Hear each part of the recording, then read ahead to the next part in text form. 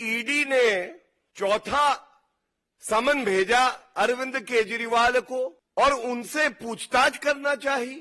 अरविंद केजरीवाल, ऐसा क्या हुआ कि सर्दी में आप के पसीने छूट रहे हैं, आप थर थर कांप रहे हैं, आपको डर लगने लगा है?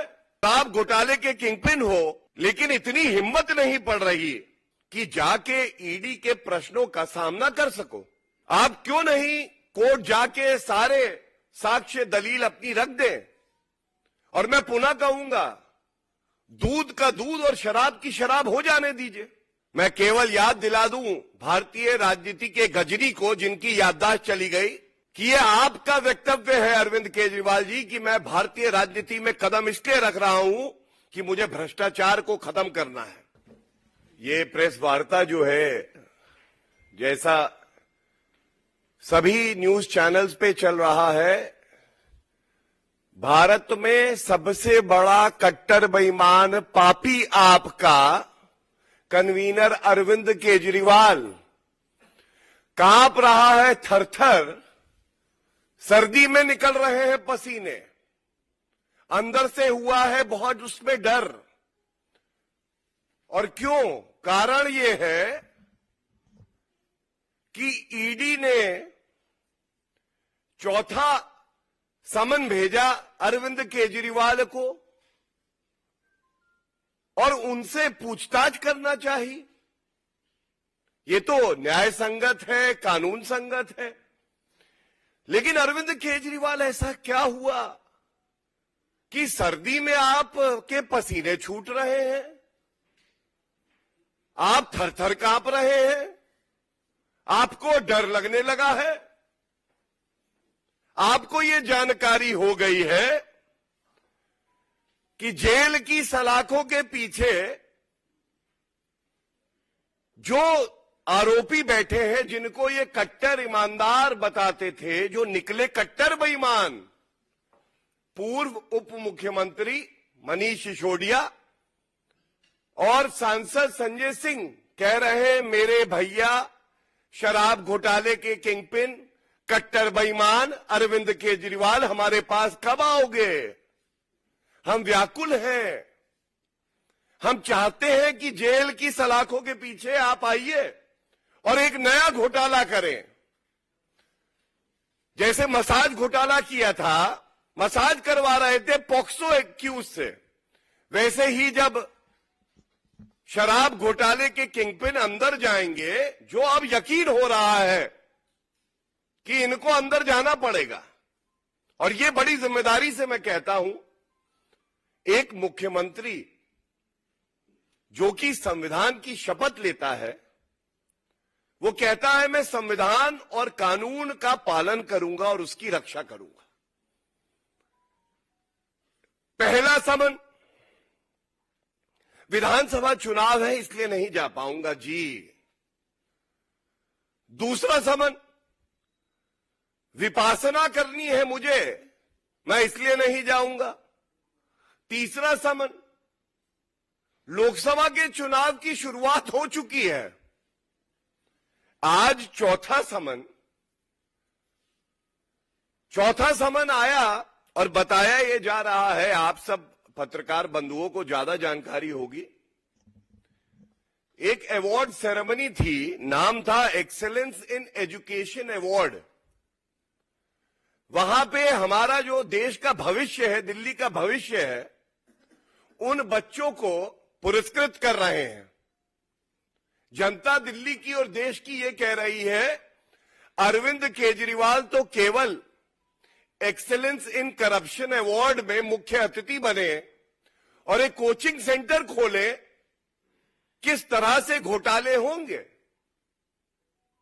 टॉयलेट को क्लासरूम बता दूंगा मैं, दिल्ली के लिए बस खरीदूंगा, उसमें मैं घोटाला कर दूंगा। मैं कसम खाता हूं, मैं बड़ा बंगला नहीं लूंगा, उसके बाद शीश महल अपना बनाऊंगा, घोटाला कर दूंगा। और अब शराब घोटाले के किंगपिन हो, लेकिन इतनी हिम्मत नहीं पड़ रही कि जाके ईडी के प्रश्नों का सामना कर सको। कुछ प्रमुख बातें इस प्रेस वार्ता में आपके समक्ष रख दूं। सबसे पहले एक कहावत है कि उल्टा चोर कोतवाल को डांटे।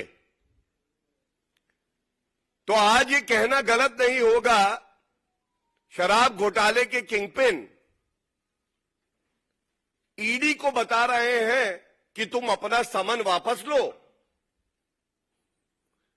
साथ में वो ईडी से सवाल पूछ रहे हैं। आजाद भारत के इतिहास में ऐसा नहीं हुआ है कि कोई व्यक्ति जांच एजेंसी समन देके बुलाए और वो जांच एजेंसी से कहे ये बताओ समन वापस लोगे या नहीं। अराजकता का पर्याय कोई है जिसके डीएनए में अराजकता है, कानून को तोड़ना है, भ्रष्टाचार है, लूट खसोट है, कमीशन खोरी है, चोरी है, तो वो अरविंद केजरीवाल है। और दूसरा बड़ा सवाल जो आपके माध्यम से मैं चाहूंगा कि अरविंद केजरीवाल जहां पे भी जो उनके शराब कारोबारी घोटालेबाजों के साथ बैठ के ये प्रेस वार्ता देख रहे हैं, बताएं। पहला समन आया 2 नवंबर 2023 को आपको जांच एजेंसी के सामने जाना था। करीब करीब 2.5 महीने का समय बीत चुका है। ये जो लंबे लंबे पत्र आप जांच एजेंसी को लिखते हैं, उसकी बजाय आप कोर्ट क्यों नहीं जाते? आप क्यों नहीं कोर्ट जाके सारे साक्ष्य दलील अपनी रख दें? और मैं पुनः कहूंगा, दूध का दूध और शराब की शराब हो जाने दीजिए। लेकिन अब यह यकीन हो गया है कि अरविंद केजरीवाल जानते हैं कि उन्होंने ये जो घोटाला किया है हजारों करोड़ रुपए का, जैसे 10.5 महीने से मनीष सिसोदिया को बेल नहीं मिली है, संजय सिंह 3.5 महीने से बेल नहीं पाए, अंदर है, तो अरविंद केजरीवाल भी जान गए हैं कि उनका भविष्य जो है वो अंधकार में है। जनता को जवाब देना पड़ेगा। और बिल्कुल स्पष्टता से ये बात कह दे, अरविंद केजरीवाल कट्टर बेईमान पापी आपके कन्वीनर, सुन लो, कानून से ऊपर तुम हो नहीं। और जैसे किसी भी व्यक्ति को चलने के लिए जमीन पर कदम रखने ही पड़ते हैं, इसी तरह से ये बात जान लो, जो भी मुजरिम हो, जो भी व्यक्ति हो जिसको समन दिया है, वो कुछ समय कानून से भाग तो सकता है पर बच नहीं सकता है। बचने वाले नहीं हो आप अरविंद केजरीवाल। ये जो सरकार है ये आज पर्याय है ईमानदारी की। ये पर्याय है कि अगर घोटाला करोगे तो सख्त कार्रवाई होगी, तुम्हें बख्शा नहीं जाएगा। और इसीलिए मैंने तमाम उनके वक्तव्य देखे, अभी भी चल रहा था। मैं केवल याद दिला दूं भारतीय राजनीति के गजनी को, जिनकी याददाश्त चली गई, कि ये आपका वक्तव्य है अरविंद केजरीवाल जी कि मैं भारतीय राजनीति में कदम इसलिए रख रहा हूं कि मुझे भ्रष्टाचार को खत्म करना है। और फिर से याद दिला दूं आपको कि आप ही ने कहा था किसी भी राजनेता पे अगर भ्रष्टाचार के आरोप लगे तो पहले उसे इस्तीफा दे देना चाहिए, और जब उसका नाम क्लियर हो जाए उसके बाद उसे पुनः राजनीति में सक्रिय होना चाहिए। ये सब इसलिए कह रहा हूं क्योंकि अरविंद केजरीवाल आज भ्रष्टाचार का पर्याय है,